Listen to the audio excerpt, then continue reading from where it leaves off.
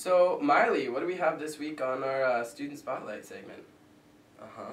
You're talking to a plant. Cool. She's just being Miley, and you're racist. She's a plant. Whatever. Fine, Kayla. If you know this segment so well, why don't you introduce it?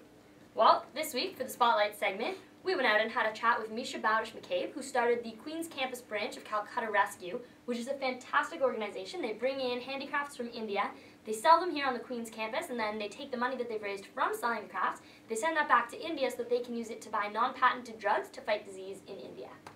So Jill went out and she had a chat with Misha to find out what Calcutta Rescue is all about. Miley could have done it better. Hey Queens, this is Jill reporting for QTV here on Summerhill.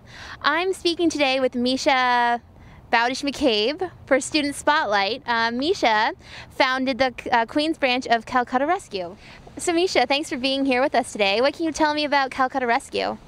Well, it was started in 1979 by a man named Dr. Jack Prager from the UK. And it started off as him just being in Calcutta, India.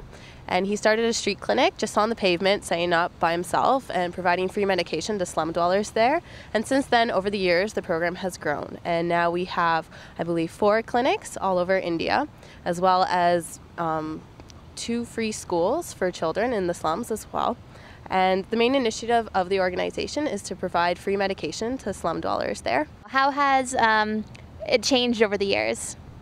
Well, it started off with just me and maybe 1 or 2 of my friends from my res floor in first year. We'd go to Curry Original restaurant downtown and just stand outside Friday, Saturday night selling the local handicrafts. But now we actually do a lot of stuff on Queen's campus. We sell in Matt Corey and the JDAG generally 1 day a week. And it's expanded. We have a lot more handicrafts now than we did before, a lot more variation. And yeah, we also help with the Canada's branch. They have a big sale, I believe it's in December, and I think last year they were able to raise at least $10,000 just in this one sale. So can you tell me any more about the programs that you run in India and how they help out the people that are living there? Well, we have a number of programs. I'll just go into a couple. The 4 health clinics themselves, they all focus on different diseases in particular. One main program deals with tuberculosis, and there's a lot of different types of it and different medication needed for the different strains. And a lot of times the government can't provide all the medication required at the hospital. So we try and fill in the voids that the government can't do.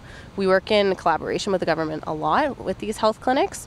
And another thing we focus on is AIDS and HIV, dengue, malaria. I can't help but notice how unique and original everything looks. What can you tell me about that? Well, that's the great thing about a lot of these things is that they are very original and they're one of a kind for the most part. Like all these purses here, they're all made out of recycled material, like recycled old saris and stuff like that. So it's going to be very hard to find something. There might be something similar, but chances are it's one of a kind, which is great for a lot of these things because it's always fun to have your own private treasure.